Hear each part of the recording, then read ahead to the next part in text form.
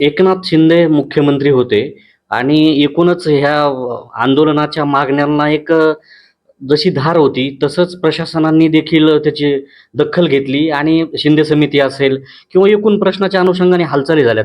मात्र कुठेतरी आपण किती नाही जरी म्हणलो, तर प्रशासन असेल किंवा कुठल्याही गोष्टीत असेल, की कुठलंही जात समूहाचं आंदोलन असेल, त्या जातीकडे एक महाराष्ट्राचे मुख्यमंत्री असतील किंवा पालकमंत्री असतील किंवा तिथलं प्रशासन असेल, ते कसं बघतं हे महत्त्वाचं असतं. आता देवेंद्र फडणवीस मुख्यमंत्री आहेत आणि एकनाथ शिंदेंच्या काळात झालेल्या हालचाली आणि देवेंद्र फडणवीसांच्या काळामध्ये काय नेमक्या हालचाली होत आहेत? काय कसं बघताय तुम्ही एकंदरीत त्याच्याकडे?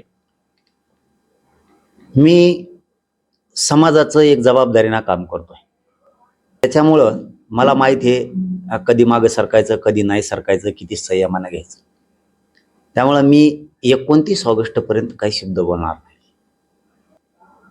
मी एक जबाबदारीनं काम करतो म्हणून 29 ऑगस्टपर्यंत मला कसं काम करतंय सरकार, मुख्यमंत्री किंवा सगळे मंत्रिमंडळ या विषयावर मला 29 ऑगस्टपर्यंत काही बोलायचं काहीच बोलायचं नाही.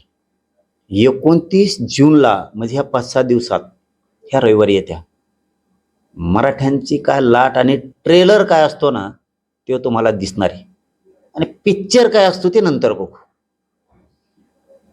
मराठ्यांची लाट ओसरली, मराठी राहिले नाही, ही जी अपमानित शब्द मराठ्यांसाठी उच्चारला जातो. मराठ्यांची लाट काय असती 29 ऑगस्टला बघा मला.